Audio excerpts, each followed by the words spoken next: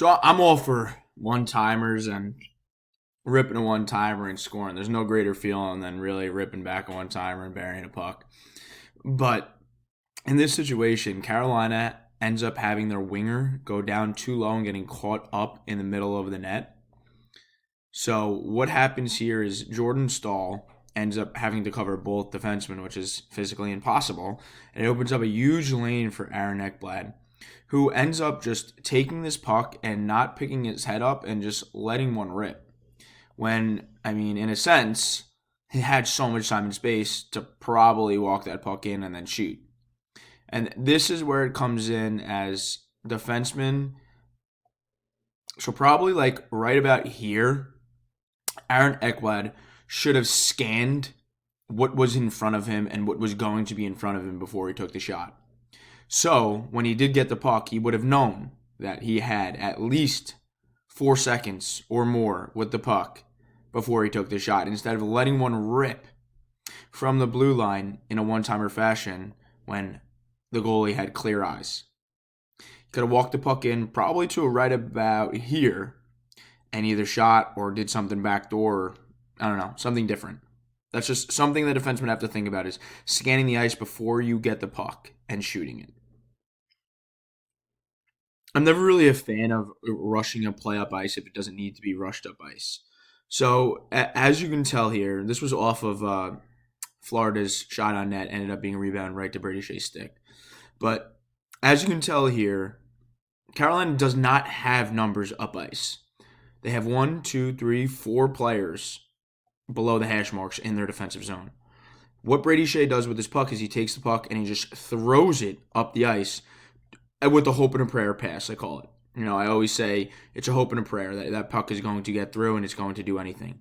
When in reality, he could have taken this puck, drawn this forward to him, and then went D to D with this forward. And now they can slow the play down, let their forwards get in front of them, and develop the play from there instead of rushing a play and pushing a puck up ice when it does need to be pushed up ice. Always check where your forwards are, defensemen. See where your options are. See what type of numbers you have, and then make a decision. Because right when Brady Shea gets his puck, he has no numbers really up ice. Maybe the players are, when he makes his pass, he's got one guy here completely covered, one guy here in front of, basically between two Panthers players. He has nothing.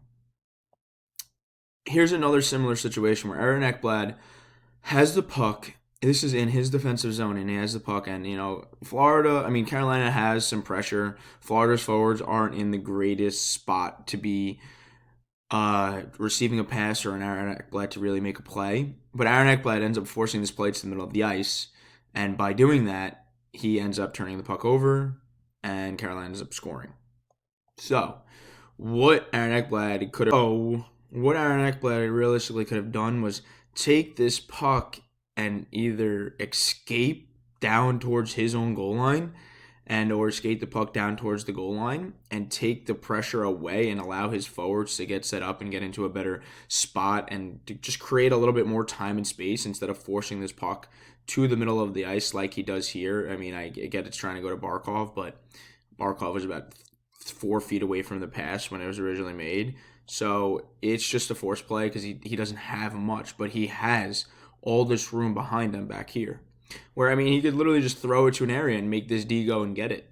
It's responsibility with the puck. The puck has a responsibility. When you throw that responsibility off to your teammate, are they in a better situation? Is that responsibility taken care of? Is basically what I tell my players.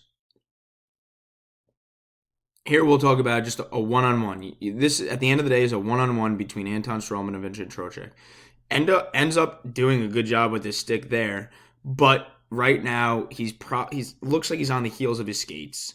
He's lunging and reaching. He can't get this body position back and reach and get the positioning back to play this one-on-one to disallow Trocheck from driving the net and getting that inside, that outside. So what ends up happening is Trocheck gets the outside just because he was never able to get his positioning back off this right here. He was never able to. He's lunging, he's reaching, he has no body position. His weight is on his heels, it looks like, and you know, it ends up working in Trocheck's favor that the puck does get pushed wide because he has that speed going to the outside. Where realistically, I mean, he has a good gap here, probably don't even stick wave. Like don't stick wave, because what happens there is you make the first move, forward ends up just like the puck ends up getting pushed to the boards. He ends up having so much time and space because he's one step and or not even a step inside the blue line. Now ends up happening, he gets the outside. So maybe let him like back up to like, maybe make a move right when he gets to like this top of the circle, start attacking him now. Open up and push him to the outside and start attacking him. Because now when you make him move and you attack him here, he has all of this from above the hash marks and below the hash marks to work with. This one will be quick. This is one of my biggest pet peeves is puck gets pushed to Brady Shea's side. His defensive partner does a great job recognizing it and ends up picking up the player on Brady Shea's side. So what does Brady Shea do? He goes to the middle, and the whole time he looks behind him to see where the player is, but at no point does he physically pick up the player. So he's just watching the puck, watching the puck, watching the puck. Never picks up the player, backdoor goal. Granted, the move by Huberto here was absolutely phenomenal, and there's not much that this defenseman Pesci, I think it is, can do. But there's a lot that this defenseman can do, and all he has to do is just go, skates up ice, stick on stick, and make sure that this player, Florida player, does not get an easy in like this and an easy shot on net. Just one of my biggest pet peeves is when stuff like this happens, players just continue to watch the puck and they don't worry about this. Like, you got a man on man here, man on man here. Well, you didn't do your job, and the puck's in the back of the net now. Just real simple things for defensemen to think about.